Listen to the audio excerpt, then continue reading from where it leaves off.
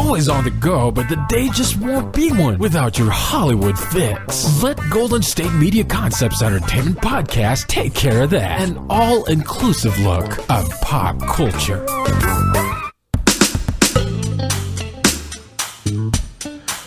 Greetings and salutations.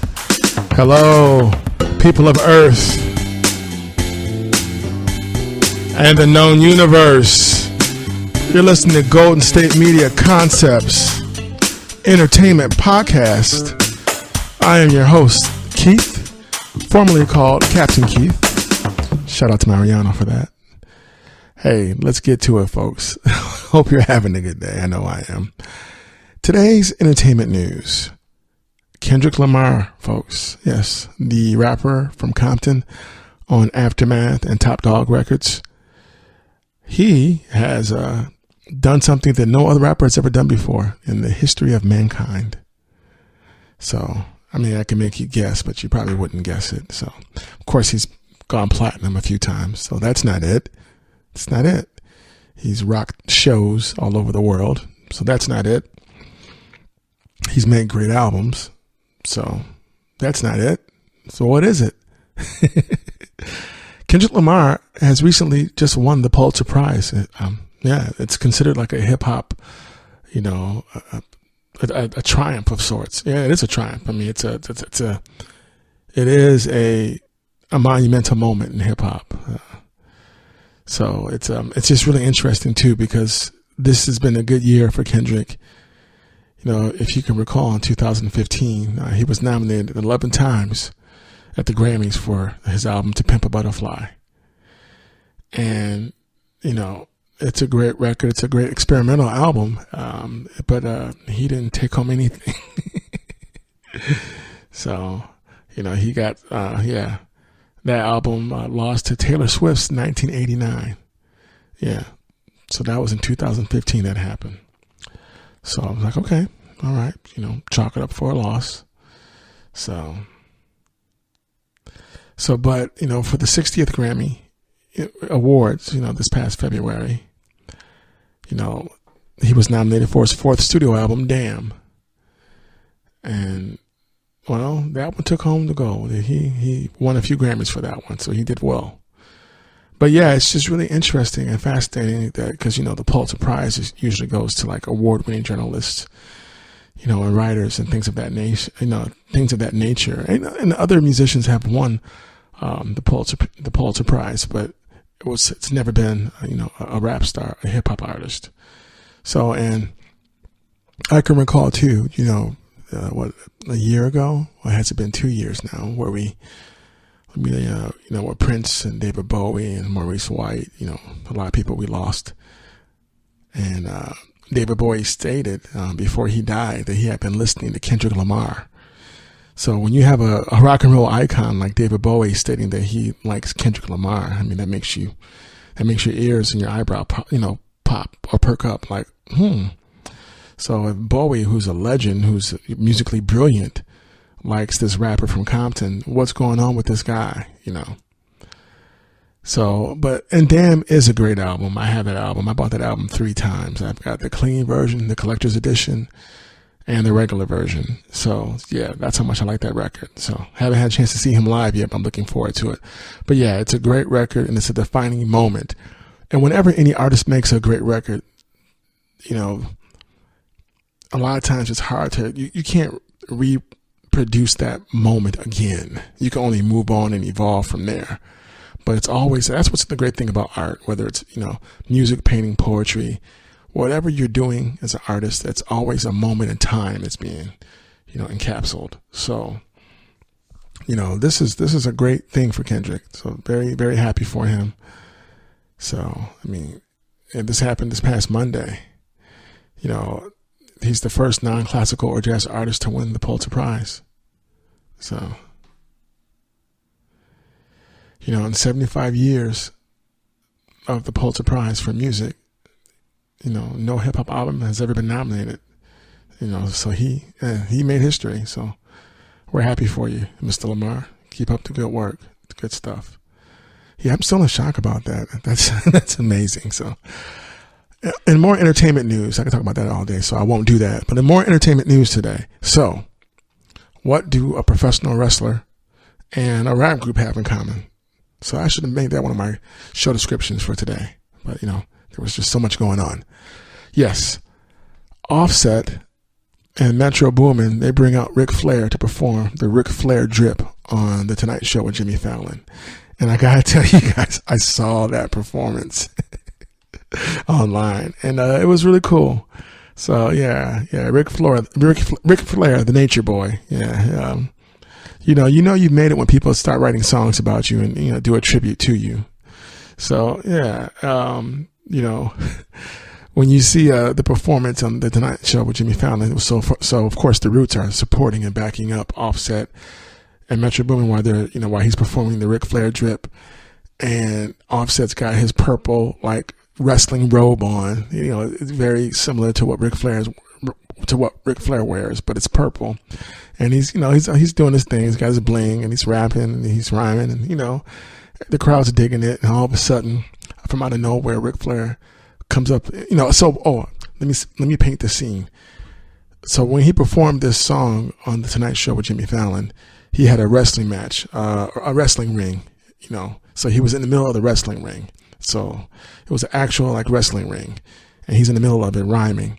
So, towards the middle or towards the end of the song, Ric Flair pops up and he walks up on the stage, and he's standing next to Offset, and he starts dancing and grooving, and and it was just cool, and of course you get the famous woo from Ric Flair and Offset, but it was nice. It was nice to see because, obviously Ric Flair has, retired from wrestling, but it was cool. It's nice when people can get recognized when they're not expecting to be recognized, and then when you have a whole new younger generation, that's doing music, especially like hip hop, and they're like, hey, we love wrestling and we love Ric Flair, so let's write a song about him. Because too often there are songs, rappers they'll do a song and they'll name it after an artist or an actor, and the song will have nothing to do with that. That always annoyed me. I never liked that. But that wasn't the case with this. So I might have to even pick up that track now, But yeah, it was real cool to see Ric Flair standing and dancing next to Offset as they're doing the Ric Flair drip. So if people weren't into that song before, they are now. So yeah, that was, yeah. And Jimmy Fallon was floored when he got into the ring after the performance. He bowed to Ric Flair for a second, and of course he was shaking hands. But yeah, it was real cool. So that was that was definitely a nice surprise going on. Yeah, because I didn't expect that to happen. But yeah, definitely. So also in more entertainment news, Travis Scott is responding to a lawsuit after the birth of his daughter Stormy, 2 days. So what happened was basically he's being sued for not performing. So, and hey, I get it. You just had a child. You just had a baby. So of course you want to be there for the birth of your child. So, but basically, so what's going on is that he's being sued by promoter PJAM LLC. So PJAM. He canceled a show for February 4th. It was his daughter was born on February 2nd. His daughter that he had with Kylie Jenner. So, and her name is Stormy Webster. So Travis has filed a countersuit against the company. So Scott's attorney says that the promoter failed to arrange transportation for the rapper, and that he has tried to shake Travis down to avoid a consequence of their breaches. And because they have gone public with their grievances, they want, the $50,000 balance still owed to him for the gig. So the law firm King Holmes Paterno and Soriano LLP gave the following statement, quote, 3 wannabe promoters, Alex Martini, Jefferson Agar, and Patrick Johnston, and their company, PJAM, contracted with Travis Scott to appear at the February 4th show under terms they had no financial stability to satisfy, even completely failing to arrange to get him to and from the event as required. In an obvious effort to shake Travis down and avoid the consequences of their breaches, they filed a spurious lawsuit while spreading specious falsehoods in the press. Wow, it's getting deep. So the statement also continues, quote, rather than suing, these so-called promoters should have apologized and taken responsibility for their inability to provide the agreed upon transportation. Instead of pursuing a misguided attempt to spin the narrative and salvage their tattered reputation, the responsible step would have been for PJAM to pay Travis the balance of his fee and move on to their next opportunity. Travis would have preferred to resolve the failures of the promoters privately and cooperatively. Their election to go public has left Travis no option other than to seek the balance of the fees owing. The attorneys also added, quote, Travis apologizes to any fans who were duped by these promoters into showing up at the canceled show, even after the promoters failed to take the steps to get Travis there. So, wow. So, now, on the other side, promoter PJAM, that's what I'm calling PJAM LLC claims that the rapper was paid in advance of a $150,000 fee to perform at a Super Bowl weekend party at Myth Live in Minnesota on February 3rd. Stormy was born 2 days prior, and Kylie announced her birth on February 4th, the day of the Super Bowl. PJAM says that on February 3rd, Scott advised the group that despite his contractual obligations, he refused to show up for the event. The organization claims that Scott's agent received a $10,000 booking fee and had arranged for a private jet to fly the rapper to the venue. So it's definitely a case of he said, she said, but it looks so that's going to be interesting. Well, when we find out what happens with that lawsuit, we'll definitely look forward to giving you an update in regards to that news. So that's what can I say about that though? But here's my thing is, if I'm paying you $150,000 for a fee, and you haven't even shown up yet, and then your agent is getting $10,000 for the booking fee, you should be showing up or either rescheduling the show. So, hey, but what do I know? But so that it'll be interesting to see what happens in that regard. But yeah, once you spend money and people don't show up, that's going to be an issue. Period.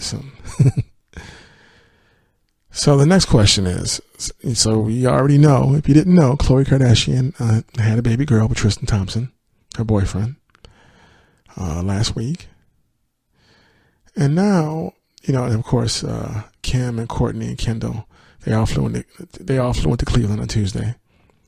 So now, and the mom, Chris, was already there. So now the ladies have left to go back to Los Angeles, and there was a picture of someone getting on the airplane, but they had like a hood on, and they may have been carrying the baby. So we don't know whether or not Khloe Kardashian has left Cleveland and gone back to LA, or if she's staying in town in Cleveland to be with Tristan, and to make their relationship work, since all the controversy in regards to him being accused of cheating on her while at a club while she was pregnant. So yeah, that gets really dicey. So will Khloe stay or will she go? We don't know. So there's been no confirmation on whether or not she has left Cleveland to go back home to LA, or if she's gonna stick it out. And as the song says, stand by her man.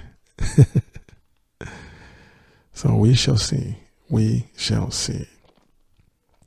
So did you guys know that before Johnny Galecki was on The Big Bang Theory, his original claim to fame was being on the Roseanne show, playing David.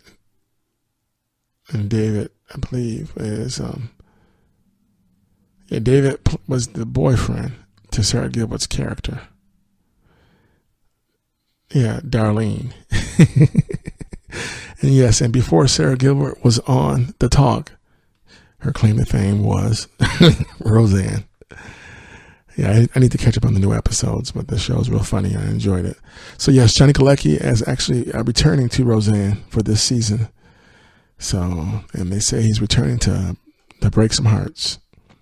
So, and the first scene that we see with David, Johnny Galecki's character, he's crawling through Darlene's window like back in the old day to speak to her. And he tells her that he's moving back. And I'll tell you some more after this break.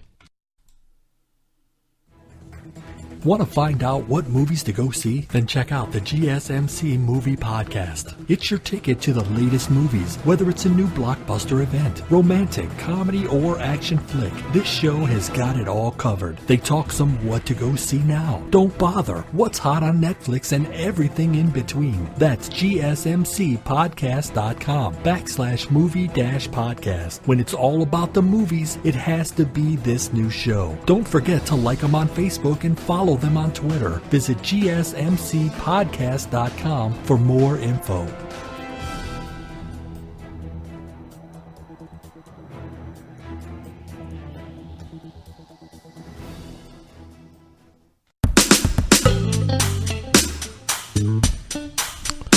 Well, hello. Welcome back.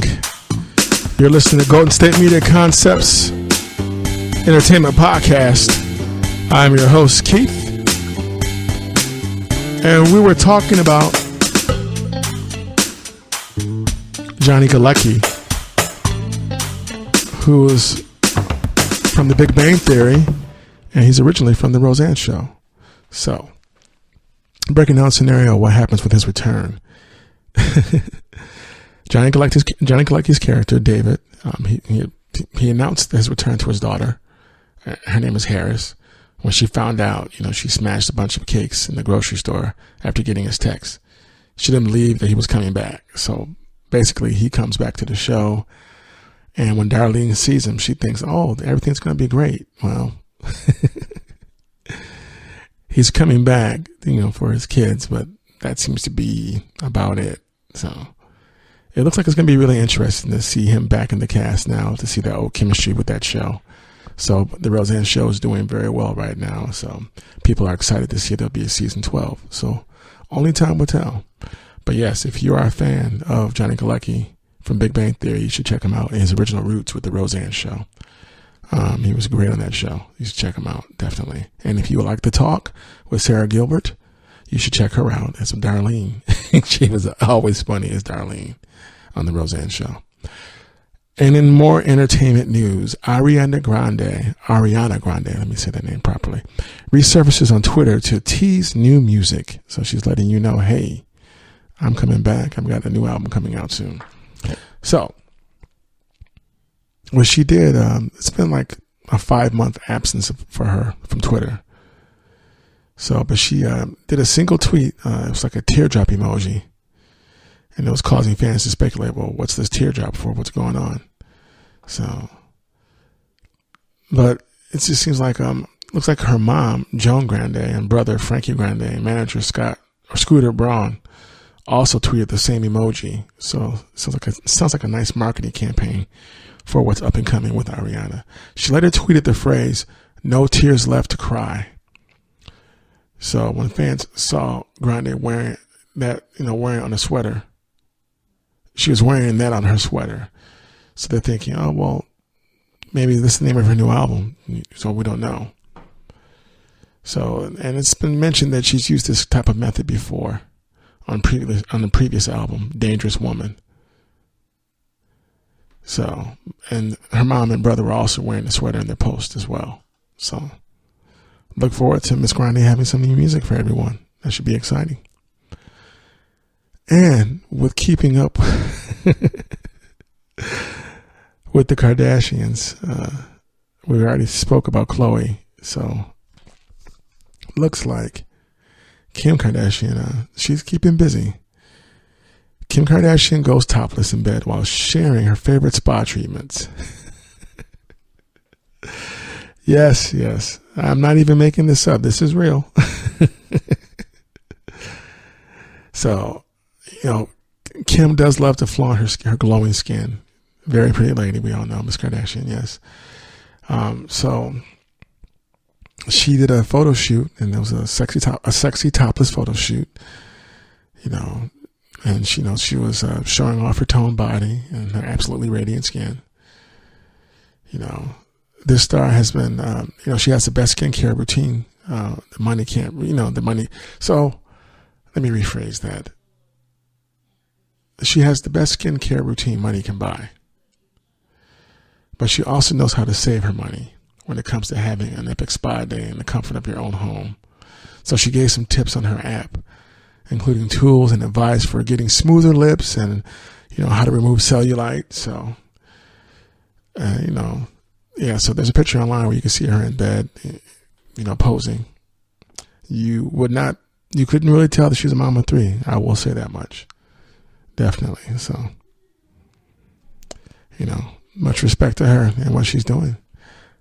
Cardi B, J Balvin, Ricky Martin, and more to be performing at the 2018 Billboard Latin Music Awards.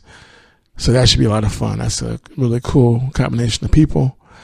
So it'll be interesting to see. I think Cardi B is probably going to perform her song I Like It from I Like It Like That off her new album. So, but yeah, Telemundo just announced that Bad Bunny, Becky G, Daddy Yankee, David Bisbal, De La Ghetto, Faruka, Luis Fonsi, Natty Natasha, Reek, Sebastian Yatra, Victor Manuel, Wyson, and Yando.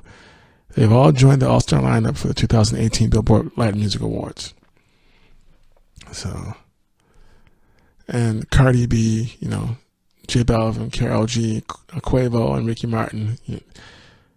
As I said, they're also, Quavo was not mentioned, but he will be performing there too.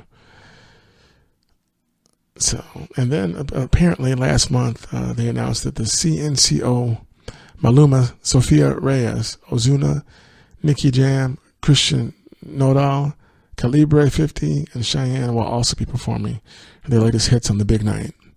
So television personality Gabby Espino and Marco Antonio Reggio will host this year's award show. The grand event will broadcast live on Telemundo on Thursday, April 26th at 7 p.m. from the Mandalay Bay Event Center in Las Vegas, Nevada. The show will air simultaneously on Spanish language entertainment cable network Universal. So that should be exciting. So I might have to check that out. Never really had a chance to watch the Latin Music Awards, so I want to see. I want to see all the entertainment and the fun. Also in news, Evan Rachel Wood from the hit TV series Westworld. She claims that she's finally getting the same pay as her Westworld male co-stars. So, yes, there's a remake of Westworld on HBO as a series. It stars Evan Rachel Wood, Ed Harris, Jeffrey Wright, Anthony Hopkins was the main star. So, Tessa Thompson. So, yeah, it's a good show. Oh, and one more person. Her name is escaping me right now. I hate that when you, right on the tip of your tongue, you're like, Thandie Newton. Yes, Thandie Newton's also on the show. I knew it was right there in my head. Yeah, she's also on the show. So she's a central character as well. The first season was really cool. So looking forward to the new season. But so Evan Rachel Wood knows her worth. And now after 2 seasons of Westworld, she's finally seen it reflected in her paycheck. The 30-year-old actress told The Wrap that she received a pay raise for season 3 and that her salary is now more in line with those of her male co-stars Anthony Hopkins and Ed Harris. I think I'm just now to the point where I'm getting paid the same as my male co-stars, Wood told the media outlet. Receiving equal pay was more than a financial victory for Wood. It was also a personal one. The Dolores Abernathy character said she almost got emotional when she learned about her pay bump. I've never been paid the same as my male counterparts, she told The Wrap. Never. Wow. In fact, the actress said she's made pretty much the same amount of money on things for years. While she said she's always fighting for equal pay, she also said she's turned down projects because of disparities. So I have not moved, Wood told the media outlet about her past experiences. And I'm not saying I'm in dire straits. I'm very lucky. It's more about if you're getting paid fairly or the same, or if you're getting paid less simply because you're a woman, that's not fair. And she's right. At one point, Wood tried to make sense of the gap. Westworld is like, I get a little more, she said, because I'm like, well, you're Anthony Hopkins or like Ed Harris. Now she knows she's getting equal pay for equal work. While she said there are a lot of politics in the business, she also said, quote, there's a lot of trying to make things equal and trying to make things fair, unquote. Quote again, but this is the first time that somebody made a point of being like, hey, you're getting this, and like, you deserve it. And she said, and that was nice. HBO declined to speak to the rep in regards for a comment. Wood's interview comes shortly after HBO's Casey Bloys spoke about equal pay in an interview with The Hollywood Reporter. So, in the response, we proactively gone through all of our shows. In fact, we just finished our process where we went through and made sure that there were no inappropriate disparities in pay. And where there were, if we found any, we corrected it going forward, the programming had said. And that is a direct result of the Time's Up movement. That's good to hear. That's good to know. I'm glad I'm reporting this story in entertainment news, but it's also kind of sad that in 2018 that I had to report that story. To me, it seemed like a no-brainer that, male and female actors should be getting paid the same. Now, if you are an Academy Award-winning actor doing a TV series or a movie, or a Golden Globe Award-winning actor, or an Image Award-winning actors, then that's a little bit different. Of course, you're probably going to get more in pay because you're considered for that craft, more valuable as an asset for that production. So, but that's, that's different. So, but that's being based on merit. But when you have a cast of male and female actors who are basically all the same in regards to the work that they've done and accomplished, there should be no reason for people to be getting paid, less because of their gender. So, very happy for Evan Rachel Wood, and I'm glad that HBO made that comment and made sure they rectified any disparity that they found.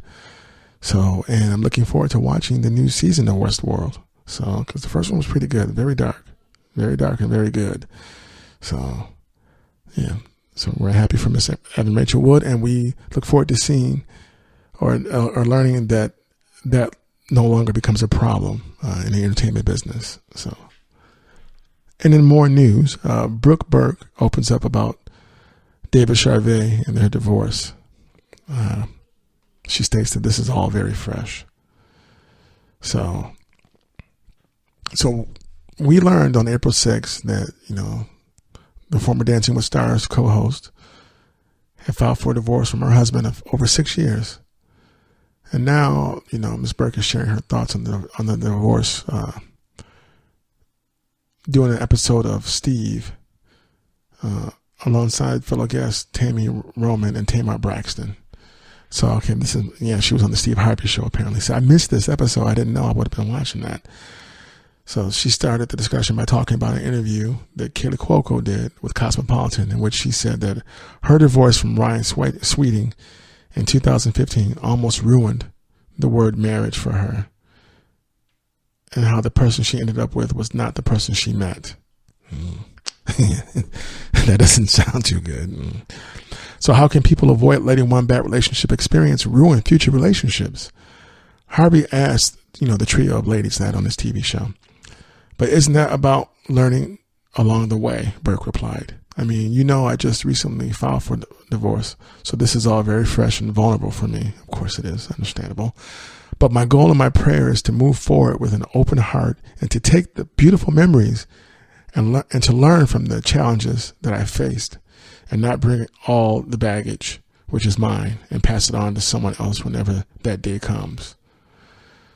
Brooke Burke also added, it's easier said than done. Ask me in 6 months. So, she's, I can respect that definitely. We wish her all the best. Sorry that she's going through a divorce.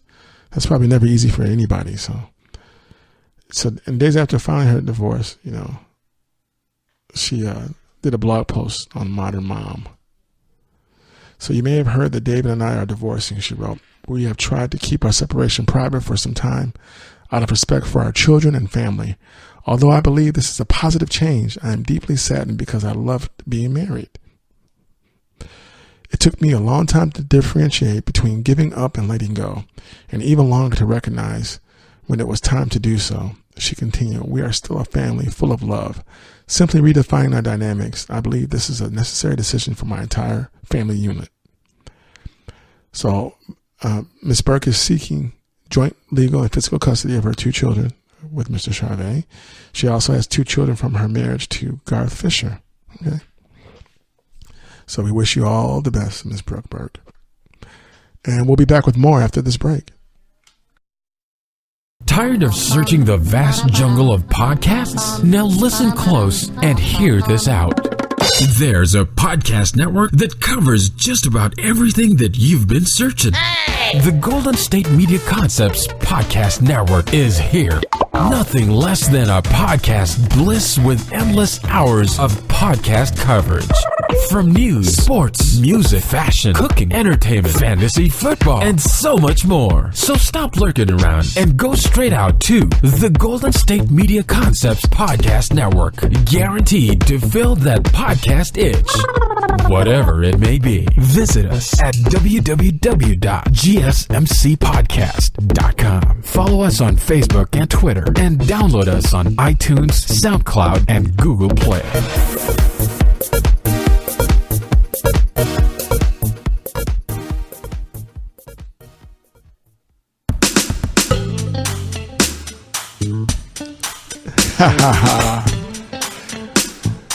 Hello, good people of Earth. We're back.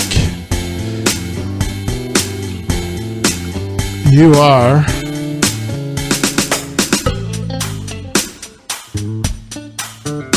I'll let the music marinate a little bit. Hey, welcome back.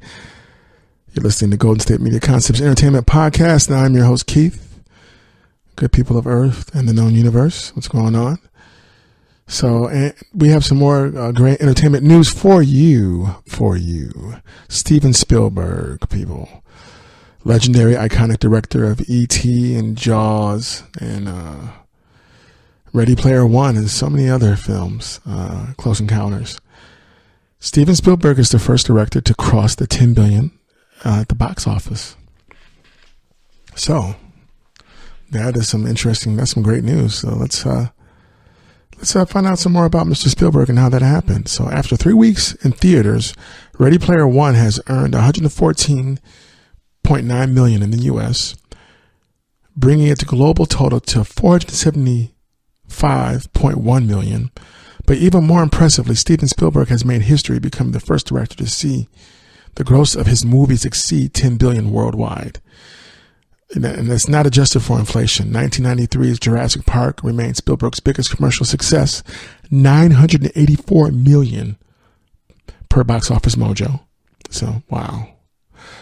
That's a lot. Other smash hits include 2008's Indiana Jones and the Kingdom of the Crystal Skull, $787 million. And of course, 1983's my movie, E.T. Extraterrestrial, $717 million. So for comparison to Peter Jackson's, who just did over $3 billion behind Spielberg's 10 billion benchmark. Well, that's no slouching, man. That's still pretty good. 3 billion, 10 billion. I'll take any of that. Any of it. So Spielberg shows no signs of slowing down as the 71-year-old Oscar-winning filmmaker is developing a West Side Story remake and has a 5th Indiana Jones adventure film in the works. That's right. We're going to get some more Harrison Ford, y'all. So in the HBO documentary Spielberg, which premiered last year, the filmmaker reflected on his cinematic legacy. I didn't know anything about whether I was going to have a career or where this was going to go. I just knew that it filled up the time, and it gave me a tremendous amount of satisfaction. And the second I finished a movie, I wanted to start a new one because I felt good about myself when I was making a film. But when I had too much time to think, all those scary whispers would start up, he said. It was not fun to be me in between ideas or projects. Okay. Well, Mr. Spielberg, you are our legend. see, that's the really cool thing about Hollywood films, movie making. The big tentpole blockbuster film like a Jurassic Park or E.T. or Indiana Jones. And then you have, you know, avant-garde or indie films, whether it's like, you know, Blue Velvet or Wild at Heart or The Bad Lieutenant. So, you know, I want to set the record straight. It takes great talent to make a great blockbuster film as a director. It is not an easy feat, you know, to put all those pieces together and to have them all fall in sync, to get people, because if you're a movie watcher, if you go to the movies, like I do, what you'll find with certain films that come out, especially the blockbusters, what blockbuster films do, they transcend, groups of people. You'll have people. So when people go see Star Wars, understand, when people go see a Star Wars film, or they go see Ready Player One because of who the director is. So like, you know, there are people who don't like science fiction films that went to go see Ready Player One because Steven Spielberg directed it and they like his films. So that's powerful when you get people who don't typically like a certain genre go see your film because they like your directing style and they like what you bring to the table. On the other hand, it's the same thing with a good independent film. So to make a good story, especially if you don't have a whole lot of money to do it and pull it off, to make it authentic and real and to get people to relate to it, that's an art form. So kudos to all the male and female directors in Hollywood doing their thing. Keep up the good work. We love what you do. It makes a difference in all our lives. So, you know, just wanted to say that. Yeah. So congratulations to Mr. Spielberg. Very cool. And Ready Player One is a good film. So go see it if you want to be entertained. Mariah Carey's former manager accuses the star of sexual harassment and substance abuse and plans to file a lawsuit. Did not see this coming at all. I didn't really. So, and just after we just, you know, heard Mariah Carey come publicly, make a public statement about how she's, you know, suffered from, you know, being bipolar. So, you know, it takes a lot of courage to talk about your mental health and stability and any struggles that you have as a person, whether you're a star or just, you know, just a regular citizen. You know, talking about trials and tribulations is never easy for people. It's easier for some and not others. So, you know, we're so good for you, Ms. Carey, for, you know, having that kind of courage to talk about, you know, what you've been going through. Now, in regards to this situation with your former manager, so a legal battle has been brewing between Mariah Carey and her former manager, Stella Buluknikov. Yeah, I pray that I said that right, and if I didn't, forgive me. I try. I really do. On Friday, Buluknikov's lawyers filed a summons in New York, notifying Carey of their intention to sue for violation of the U.S. Civil Rights Act, California Fair Employment and Housing Act, breach of contract, and breach of fiduciary duty, among others. She is seeking money damages in an amount to be decided at trial. While the specifics for such alleged violations are not outlined in the summons, according to TMZ, Buluknikov is accusing Carey of frequently being naked in front of her and is claiming that she was unfairly fired mid-contract and that Carey owes her money. Okay. All right. So I wonder if she's going to elaborate on the frequently being naked in front of her. Okay. According to a report from The Blast, the amount is allegedly in the millions for unpaid commissions. Her lawyer, Pierce O'Donnell, further alleged to The Blast that Carey is addicted to alcohol, prescription pills, and marijuana. And if there is no settlement, he plans to proceed with a blockbuster expose lawsuit. Okay. So I'm pretty sure Miss Carey has never stated that she was perfect. So in response to the new claims, Carey's rep told E! News that Stella Buluknikov was terminated from employment as Mariah's manager due to failure to perform her job effectively and ill-serving her client. Stella was not under contract for employment. She has been spreading false rumors to any media outlet that will publish them. We won't respond to lies and threats. Again, if this frivolous and baseless claim is filed, we will defend against it vigorously and successfully. It is also interesting to note that this is the first lawyer who will move forward on Stella's behalf, having previously gone through 3 others who wouldn't. Okay, yeah, point taken. Yeah, that is something to think about, definitely. It seems there may be a few sides to this story. According to one source close to Carrie, Biletnikoff allegedly took money she wasn't entitled to. Yeah, that's a manager no-no. Allegedly. So, charged hundreds of thousands of her personal expenses to credit cards Mariah had to pay, and allegedly violated California law by circumventing Mariah's talent agent to try and book engagements for her. Okay, yeah. This is going to get intense, and I can tell already. Biletnikoff's rep shot back at the public claims from Carrie's team, telling E! News, quote, "The statements regarding our client, Stella Biletnikoff Stolper, put out by Mariah Carey's representatives are demonstrably false." Excuse me. Miss Stolper denies any and all allegations of wrongdoing, the rep added. As someone without an NDA, Miss Stolper will ensure that the truth will come out at the appropriate time. It was confirmed. Oh, I lost my train of thought. I'm over here pointing in the air. Yes, it was confirmed November 2017 that the two women had professionally parted ways. Okay, so last year. Okay, kind of fresh. So that's like what, 6 months ago? Okay. After working together for almost 3 years, Mariah Carey and Stella Biletnikoff have determined that it is in their mutual best interest to part ways on day-to-day management.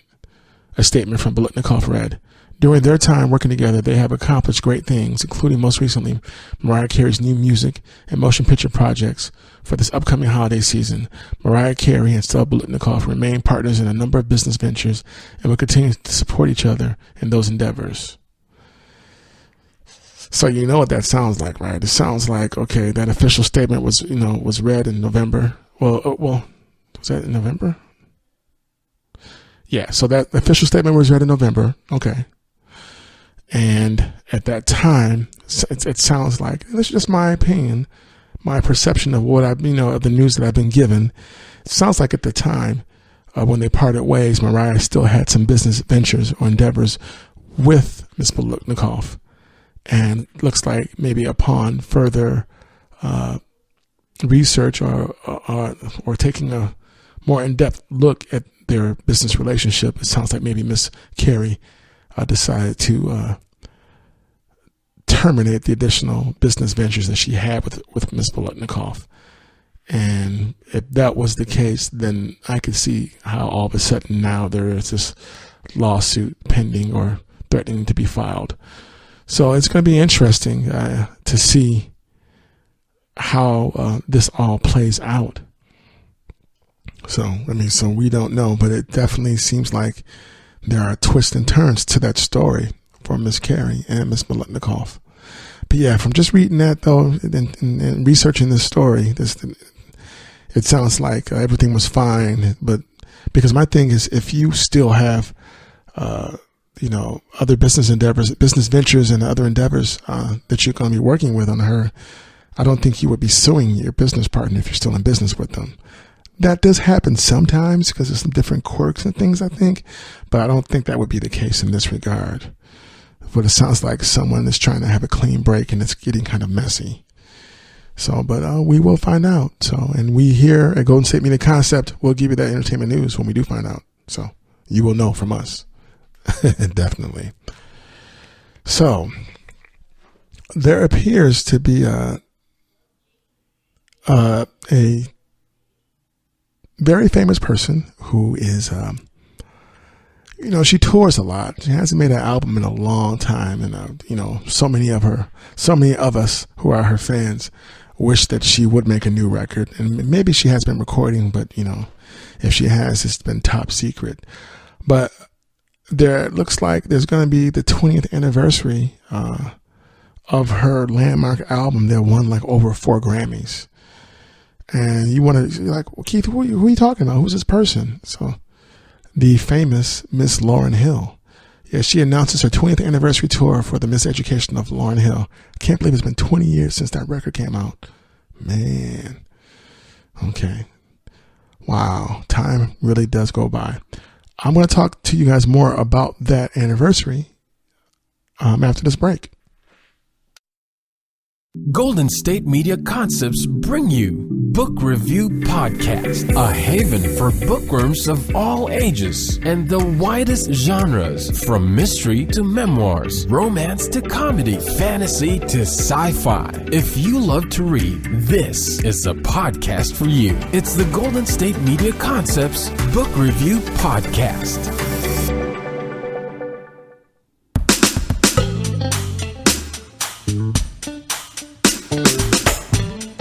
And yes, welcome back, people.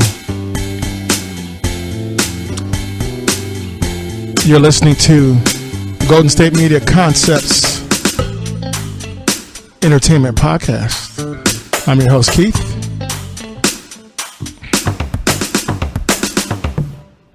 And we were just talking about Miss Lauryn Hill. So yeah, it's the 20th anniversary tour that she's going to have. And 20th anniversary of the miseducation of Lauryn Hill. So I still can't believe it's been that long. Man. So, this is crazy. The former Fugees member will kick off a 28-date North American run with a July 5th concert in Virginia Beach, Virginia. And she quotes, she states, "This album chronicled an intimate piece of my young existence." You know, she said in a press release. It was the summation of most, if not all, of my most hopeful and positive emotions experienced to that date. I loved and believed deeply in my community's ability to both love and heal itself, provided it received the right amount of support and encouragement. She also goes on to say, "Our world today, both complex and changing, is in need of the balance between moral fortitude and cathartic expression." She continued, "I hope the love and energy that permeated this work can continue to inspire change with love and optimism at the helm." That's a very nice, positive thing to say. A portion of her ticket sales will benefit the Miss Lauryn Hill Foundation, which allocates funds to support community building around the globe via charities including Haiti Cultural Exchange Apps and Girls and the Africa Got Game Foundation. Haiti Cultural Exchange, Apps and Girls, and the Africa Got Game Foundation. Never heard of that. Africa Got Game Foundation. That's interesting. Okay. So we don't know who's going to be joining Miss Hill on her tour. And she does state that there will be further international dates to come. Lauryn Hill will also play a one-off show for CTI card members at New York's Historic Apollo Theater on May 1st of this year, with all proceeds going to the MLH Foundation. So tickets and VIP experiences go on sale for this tour as of April 20th, with pre-sales currently underway. So, all right. So Miss Lauryn Hill is going to remind everybody of how great that record is, and take it on the road again. So I might have to check her out. So I might have to go see her in concert. That's one experience that I have not had yet, to see Miss Lauryn Hill live perform the Miseducation. Like I was saying too, once again, you make a record like that, that's a moment in time, and it's hard to recapture that once you do it, So, but that should be a good tour. It should be a fun tour. I'm sure a lot of people will be happy to see her and hear that whole album once again. And in the other news, entertainment news, Jimmy Kimmel, from ABC, and the Jimmy Kimmel Show. I enjoy that show, him and Guillermo. Jimmy Kimmel is back to making jokes at Sean Hannity's expense. So I guess their détente is over. So the truce between the late night comedian Jimmy Kimmel and Fox News personality Sean Hannity is apparently over. Kimmel on Monday used his Jimmy Kimmel Live monologue to return to the subject of my pal Sean Hannity, amid news that the Fox News host turned out to be the mysterious third client of attorney Michael Cohen, President Donald Trump's longtime legal counsel. Okay. The plot thickens. Yes, it does. Hannity has denied being a client of Cohen's or giving him any money and said that he merely sought the attorney's advice on occasion. Okay. I'm sorry. Oh, that's all. Okay. But that none of those occasions involved a third party, referring to two settlements Cohen made in connection with the alleged affairs of Trump and another client. Okay. Isn't that interesting that he would need advice from Michael Cohen? Kimmel riffed on Monday. That sounds normal. He has a lawyer who he doesn't pay. I'm thinking of hiring Michael Cohen as my lawyer because he only has 3 clients. Apparently they work for free. I don't know what kind of legal advice doesn't involve a third party, unless maybe Sean Hannity was thinking about suing himself. He continued, it isn't the first time Kimmel has gone after Hannity. The two crossed swords on social media after Kimmel mocked First Lady Melania Trump's accent. What followed was a profane tit-for-tat battle that seemed to end with a decidedly pointed apology from Kimmel that concluded, I am hopeful that Sean Hannity will learn from this too and continue his newly found advocacy for women, immigrants, and first ladies, and that he will triumph in his heroic battle against sexual harassment and perversion. Okay. So and Jimmy Kimmel's Monday monologue, I guess it ended with one more discussion on both President Trump and Sean Hannity. If this is the biggest witch hunt in history, as they say it is, we're running out of spots on the broomstick, he said. It's getting very full, and we may have to add an extension to this thing. All right, so yeah, Jimmy Kimmel back at it again. So yeah, it's going to be interesting to see how Mr. Hannity responds and to Jimmy from this point on, Mr. Kimmel, in regards to being the client. The Originals comes back on television today. So, and for the last and final season, those of you who've never watched that show, it's a spinoff of The Vampire Diaries. Both shows are on the CW network, and The Originals is about the world's first and original vampires, and how they're actually how they set up home in New Orleans, and how this family deals with each other. Very dysfunctional, very dramatic, very intense, and very loyal. So it's a pretty good show. We've been waiting for it to come back, so I'm looking forward to seeing the new season, this final season. So, so they call them TV's oldest and most dysfunctional family. Yep, they're about to return one more time. So with the seasons debuting tonight, it's going to start off with a major time jump. And there's going to be a whole bunch of problems brewing in the French Quarter of New Orleans for the Michelsons. That's the family that this show is focused around. Niklaus Michelson, yeah, is the main character. So it looks like, when we last left that TV show, or the last season, the Michelsons, the siblings were all forced apart to live apart from each other for 8 years. So it looks like, because of some dark magic that happened to them. So it looks like the show is going to pick up 8 years later. So even though it's 2018 in our time, it's 8 years from that in theirs. So that's going to be interesting to see how they pull that off and what the stories unfold. So executive producer Julie Plec has shepherded the Michelson family throughout their time on The Vampire Diaries, and now all the way through The Originals, the spinoff. She says it actually wasn't hard to find an ending to this epic 5-season, 1,000-year-long story. It's more fulfilled, powerful, and satisfying, I guess would be the best words. More so than anybody's going to be walking out the door with a smile on their face, Plex says. But when you're thinking like that, it's really just about finding the end to your story.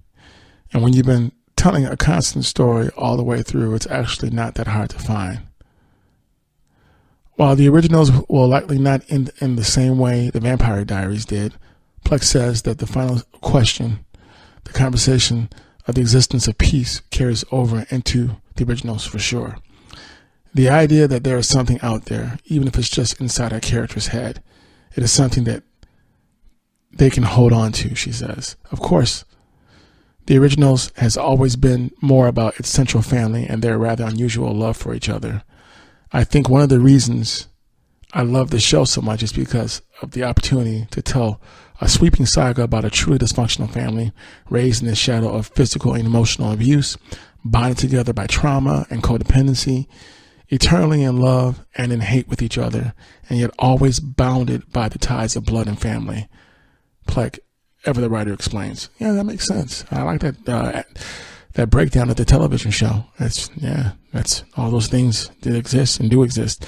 She goes on to describe how much she loves being able to explore the characters who want to get better and want to be redeemed and want to heal from the scars that have made them who they are and really grow and change in spite of having been locked in the same behavior for 1,000 years.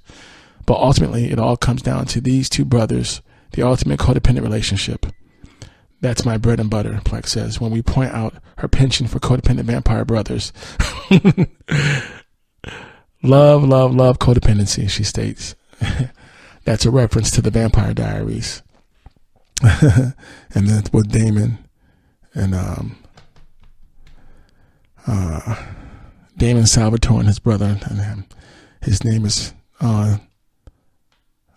Stefan. Damon and Stefan, man. Losing my mind over here. Damon and Stefan Salvatore. Yeah, so they're referring to that in the Vampire Diaries. I never thought about that, but yeah, I guess she does get into the whole codependency brother thing. Yeah. That relationship between Klaus, Joseph Morgan, and his brother Elijah, Daniel Gillies, is one of the most heartbreaking aspects at the beginning of the season, since as it starts, Elijah has no idea who his brother even is. He was compelled in the season 4 finale to forget about his vow to his family and to forget about who he was entirely. And we last saw him happily playing piano in a bar in Europe.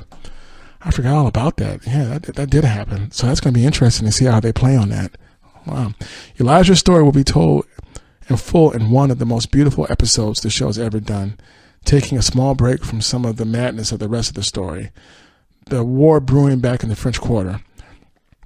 What we really enjoyed this season was telling a story about New Orleans and the French Quarter and the identity politics of its inhabitants across the board, from the werewolves, the vampires, the witches, and the humans. Plex says we got very excited telling a story about the danger of hate and intolerance inside such a small community. So the villain of the season isn't just the fear of the dark magic that the Michelson family holds. It's in the people within the French Quarter who decided that they no longer want to live amongst people that are different from them. But even that story will take a bit of a turn. Wow, okay.